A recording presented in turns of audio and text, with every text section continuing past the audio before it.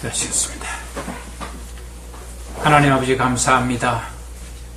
귀하고 복된 날짜도 가르쳐 주시고 저들 이렇게 한자리에 모여서 우리가 마음을 앞에서 하나님을 예배하고 하나님을 찬양하며 하나님 말씀에 우리들의 모든 귀를 기울여서 그 말씀이 우리의 삶 가운데 적용되어질 수 있도록 은혜 베풀어 주심을 감사합니다.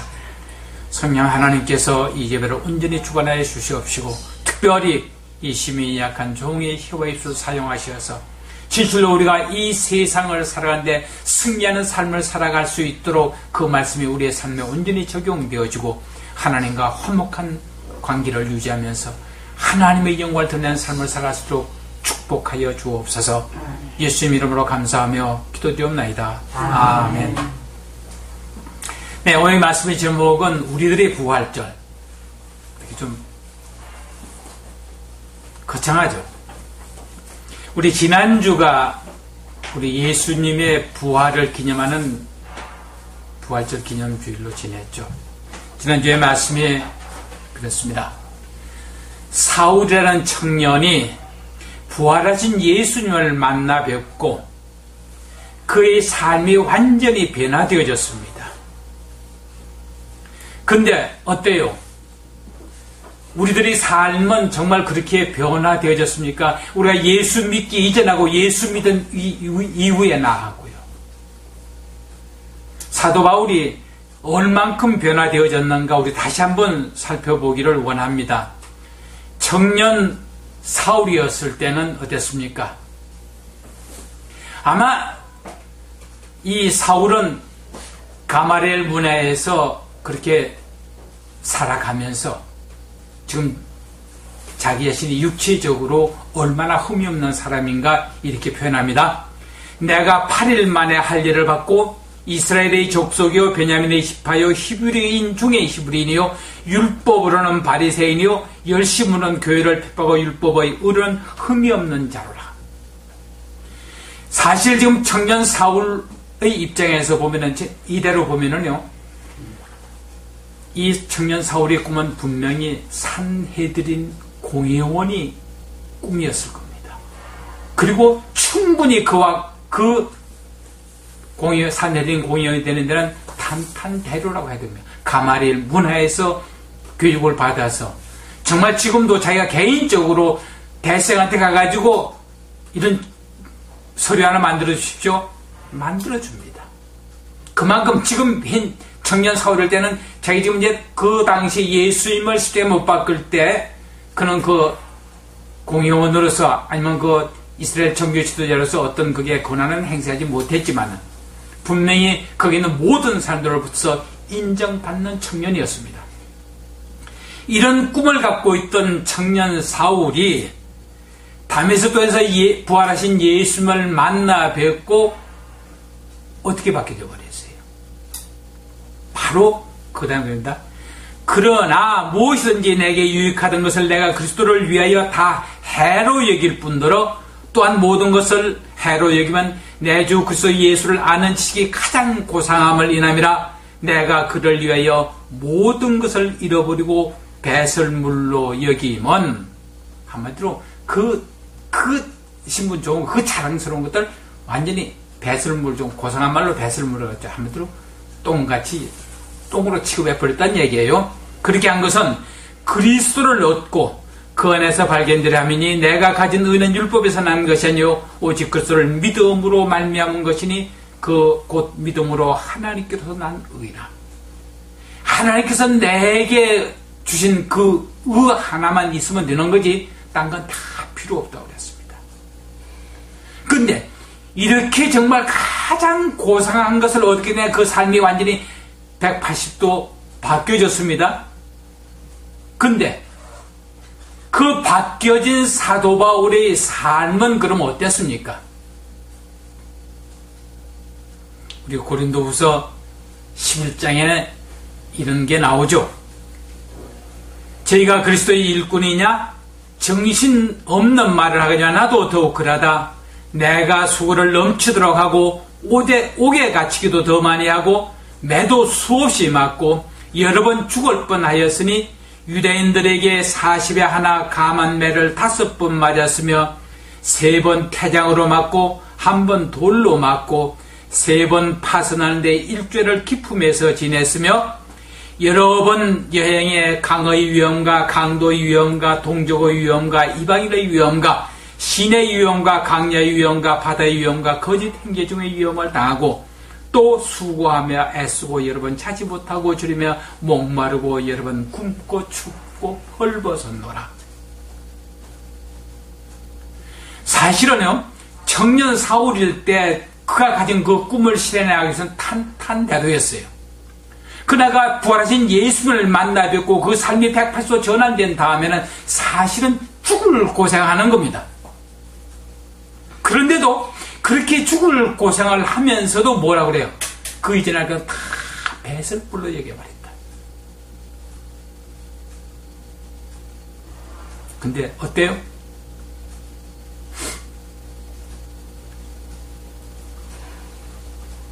저 새벽기도 설교 말씀 가운데 그런 얘기 나왔죠. 예수 믿으면서 손해본 것 있느냐고 물어봤죠. 내가 예수 믿는 것 때문에 내가 이때 살아가면서 정말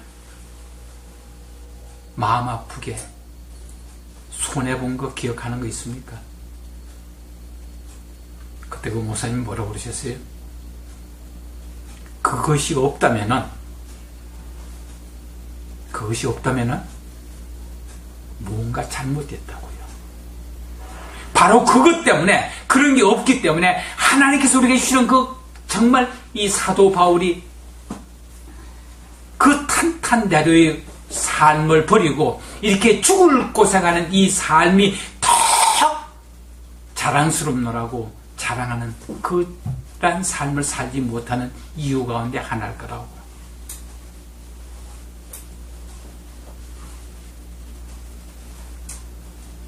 지금 사도 바울은요,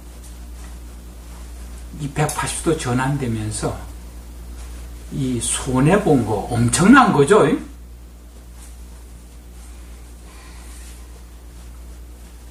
그런데 이런 삶을 살면서 사도 바울은 뭐라고 그래요?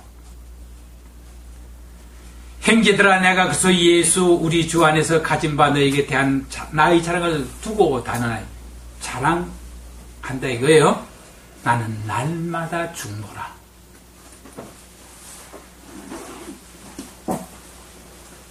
우리가요, 부활하신 예수님을 만나, 부활의 예수님을 믿는가, 내가 부활신앙을 가지고 있다고 하면서도 내 삶이 변하지, 내 자신, 내 마음이 변하지 않는 것은 죽기 싫어서 그런 거예요.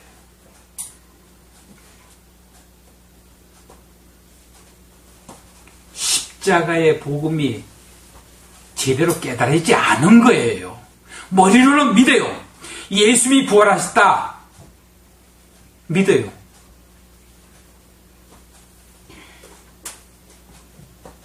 그 다음 단계가 없는 거죠.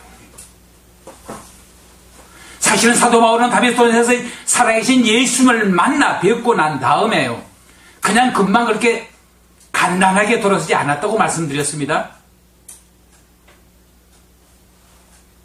자기 자신, 지금까지 갖고 있는 자기 자신 그런 확신, 그런 모든 믿음들이 이 혼란을, 도대체가 하나님 말씀대로 나무에 매달려 죽었던, 하나님의 저주를 받아 죽은 예수가 살아났다는 것은 도대체 이것이 무엇을 의미하는 거냐고, 그에 대해서 심한 고민과 번뇌와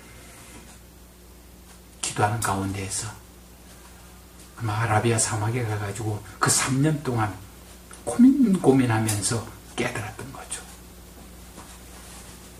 그냥 그런 머리만 예수는 그리스도와 예수는 하나님이라고 한 거 아니에요. 그것 때문에 그 깨달음 말고 180도 뒤집어진 거예요.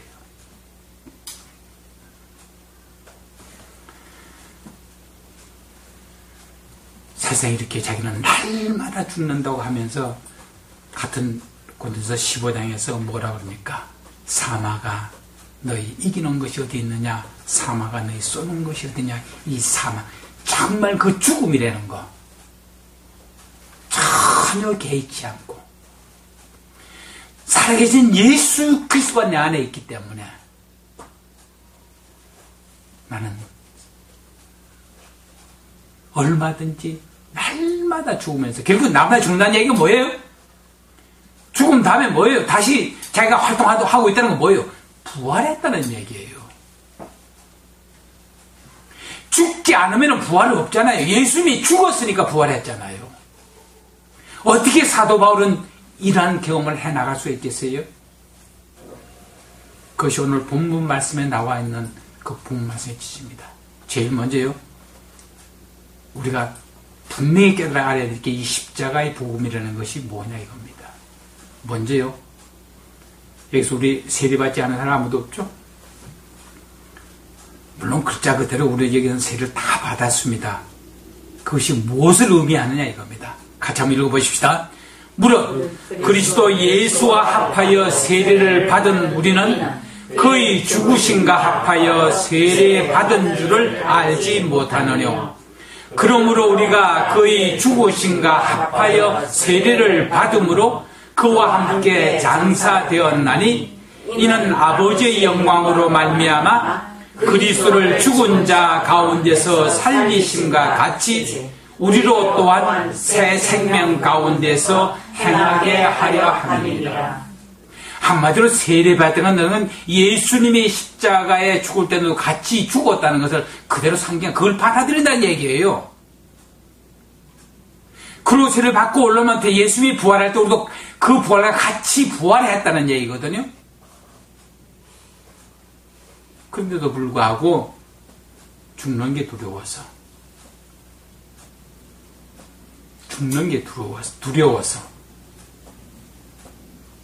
손해보는 게 억울해서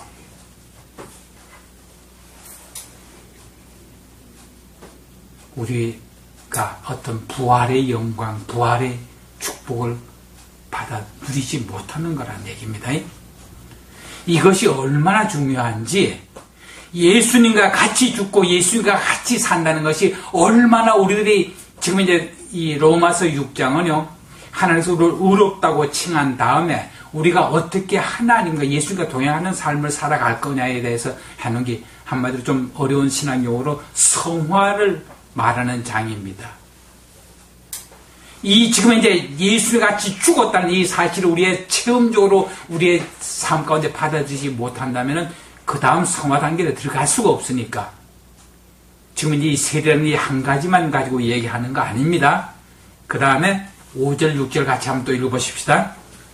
만일 우리가 그의 죽으심을 본받아 연합한 자가 되었으면 또한 그의 부활을 본받아 연합한 자가 되리라. 우리가 알거니와 우리 옛사람이 예수와 함께 십자가에 못 박힌 것은 죄의 몸이 멸하여 다시는 우리가 죄에게 종노릇 하지 아니하려 함이니. 이건 다시 한번 강조하는 겁니다.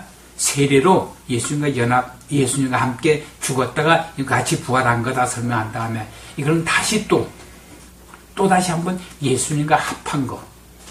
이거는 어떤 걸 연상을 하면 좋으냐면은 접붙임이 있죠.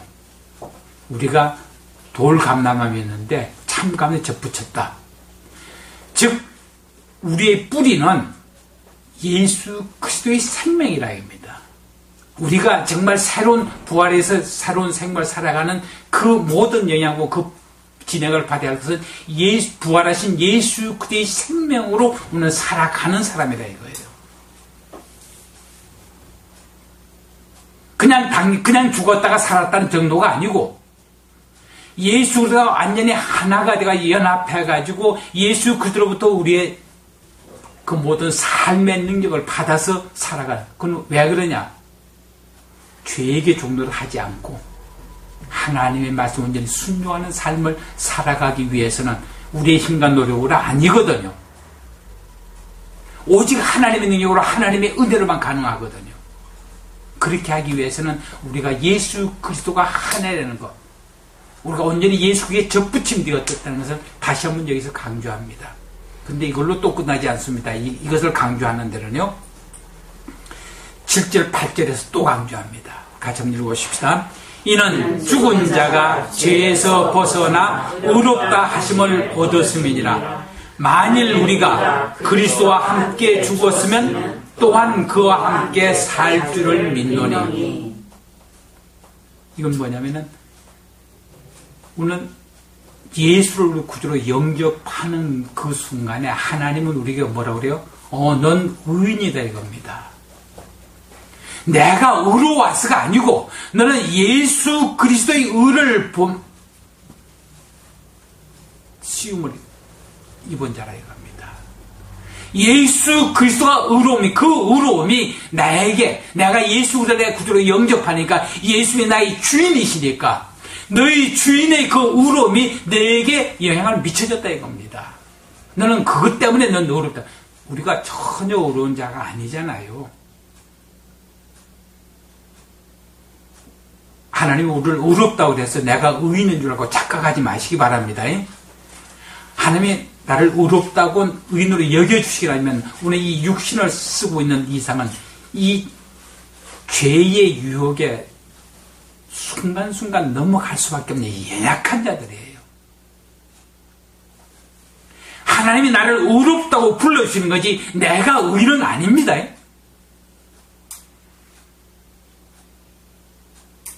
그러니까 오늘 하나님께서 예수 그리스도로 말미암아 나를 의롭다고 여기셨으니까 난 하나님의 담대에 나가서 언제나 뭐예요? 우리 이름으로 나가요? 아닙니다. 예수 그리스도의 이름으로 하나님께 나가는 거예요. 바로 여기서 이거는 법정에서 판사가 너는 무죄다 라고 판결하면은 야간 그 심리가 어떻게 되든 자기는 무죄로 석방되잖아요. 우리는 그와 같은 거란 얘기입니다. 그러니까 이건 뭐예요? 예수님의 죽으심이 나의 죽으심, 예수님의 부활이 나의 부활이란 얘기예요. 근데 이것이 그냥 우리가 체험적으로 안 되어지잖아요. 그러니까 오늘 이 본문에서 하나님께서 어떻게 강조하시는지 다시 한번 같이 읽어보십시다. 11절에 나와 있습니다만 9절과 10절, 11절, 4절 이렇게 읽겠습니다. 9절이요. 이는 그리스도께서 죽은 자 가운데서 사셨으며 다시 죽지 아니하시고 사망이 다시 그를 주장하지 못할 줄을 알미로라. 그의 죽으심은 죄에 대하여 단번에 죽으심이요 그의 살으심은 하나님께 대하여 살으심이니 이와 같이 너희도 너희 자신을 죄에 대하여는 죽은 자요 그리스도 예수 안에서 하나님을 대하여는 산 자로 여길지어다. 우리가 체험적으로 이렇게 느껴지지 않으니까 뭐예요? 우리의 의지를 동원해서 하나님께서 나를 산 자로 여기셨다. 그러니까 나는 하나님께 대해서 의에 대해서는 산 자고 죄에 대해서는 죽은 자다. 죄가 나를 유혹해 올 때마다 우리는 내 의도적으로 내 의지를 동원해서 반응하지 않는 겁니다. 그 죄에 대해서 내가 대항하려고 하지 않는 겁니다. 그런 자리에서 나는 피해서 도망가버려야 된다는 얘기입니다. 이번 주 새벽 예배 요셉이 얘기니까 그런 얘기가 자주 나와요. 요셉이 그렇게 하나님 앞에서 인정받는 삶을 살 수 있었던 것은 그 유혹의 자리에서 정말 자기가 손해보는 각오하고 도망갔으니까. 그러나 오늘 뭐예요? 그러한 삶을 본받기 위해서는 어떤 그 죄의 자리, 그 유혹의 자리에서 우리는 너희들과 난 상관이 없어. 피해버리는 거예요. 같이 앉아서 그 자리에 앉아가지고 대항하려고 하지 말고 우리는 절대로 못 이기거든요. 오직 우리는 철저적으로 하나님께 의지해서 하나님께서 우리를 인도해 나가셔서 날 자신을 내어드리는 겁니다. 정말 이 사도 바울이 나는 날마다 죽노라 했던 것처럼 나는 예수 그리스도와 함께 죽은 자입니다. 그러나 예수 그리스도와 함께 사시는 예수 그리스도와 함께 살면 누가 살려요? 하나님 성령께서 역사하셔야 사는 겁니다. 성령 하나님께서 역사하지 않으시면 절대로 예수님께서 부활하실 수 없었을 거예요. 우리도 마찬가지예요.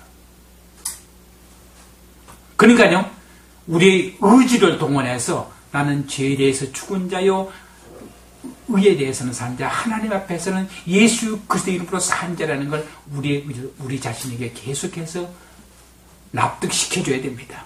의지 동원해야 합니다.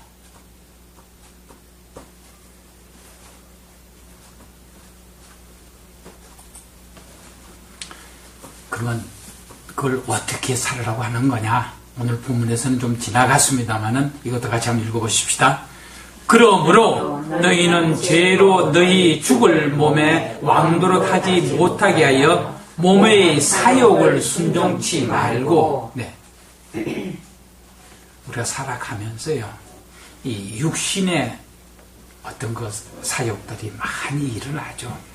손해보기 싫은 거, 치기 싫은 거, 남한테 손가락질 받기 싫어서 여러 가지 경우가 있을 수 있지만, 여하간 내가 손해보기 싫고 치기 싫고, 그래서 하나님 말씀에 어긋나는 줄 알면서 따라가는 거, 그러지 말으라 이거예요. 지금 이제 이 12절 말씀에 그게 죄가 내 몸에 왕노릇 하도록 그렇게 자리를 내주는 거란 얘기입니다. 13절 말씀이요. 또한 너희 지체를 불의의 병기로 죄에게 드리지 말고 오직 너희 자신을 죽은 자 가운데서 다시 산 자같이 하나님께 드리며 너희 지체를 의의 병기로 하나님께 드리라. 우리의 자전 예수 믿으면 복받고 편안한 삶을 살 걸 기대하는 게 솔직히 저 자신도 그러한 신앙을 가졌던 때가 있었습니다. 아니, 많았었습니다.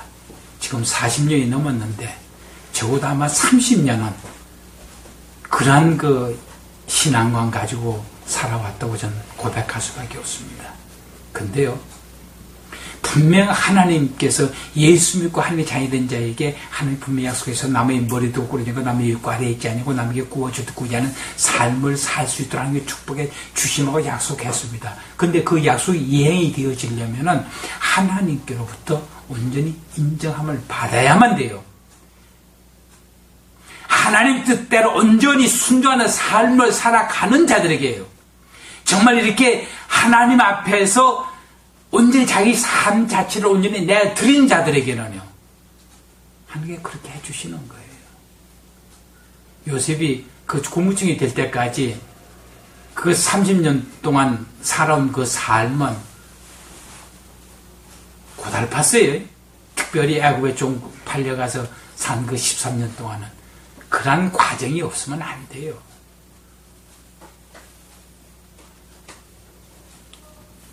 그러니까 우리가 하나님께서 나를 사용하실 수 있도록, 전 지난 주간에 신명기 15장 41절 말씀 때문에 참 오랜 시간 혼자서 좀 많이 울었어요. 하나님이 나 같은 사람한테요, 내가 네 하나님이 되었으면 좋겠다는 겁니다. 내가 네 하나님이 되기 위해서 너를 그 죄악에서 건져냈는데 왜 내가 네 하나님이 못 되냐는 거예요. 하나님이요, 우리를 구원해내신 주 목적이요, 내 안에서 하나님이 하나님 되시고 싶어 하시는 거예요. 내 명예, 내 자존심, 내 그 꿈, 그거는 문제가 아니고 정말 내 안에서 내가 내 하나님 되었으면 좋겠다는 겁니다.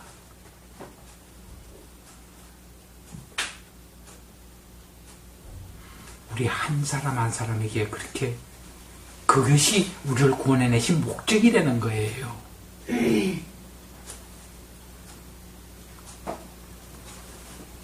하물며 여기서 하나님께 다시 산자같이 하나님께 드리며 너희 지체를 의의 병기로 하나님께 드리라고 그랬는데 이걸 제대로 못하고 있거든. 그럴 수 있어요? 그래서는 안 되잖아요. 그런 게 없으니까 우리는 날마다 죽노라는 고백 못하고 정말 이 날마다가 나의 부활절이 못 되는 거였죠. 부활절은 기쁘고 즐거운 날이잖아요. 정말 내가 날마다 내 자신이 부활을 경험하는 삶을 살아간다면은 우리의 삶이 정말 비록 사도 바울처럼 그렇게 죽을 고생을 하더라도요, 우리의 마음에는 기쁨이 넘쳐나고 우리의 입가에는 행복감, 그 미소가 흘러넘칠 수밖에 없지 않겠어요? 우리가 예수의 부활을 믿는다, 우리 기독교 신앙의 가장 기본 바탕이 부활신앙이다라고 말은 잘하죠. 머리는 분명히 믿고 있지만 우리 삶 가운데 그러한 삶을 살지 못하면 분명히 그럴 겁니다. 내가 내 하나님이 되었으면 좋겠다. 우리 입술은 분명히 하나님 아버지라고 부릅니다. 정말 천지 만물을 지은 창조주 하나님 여호와께서 나의 하나님이신다 고백합니다. 그런데도 불구하고 내가 내 하나님이 되었으면 참 좋겠다.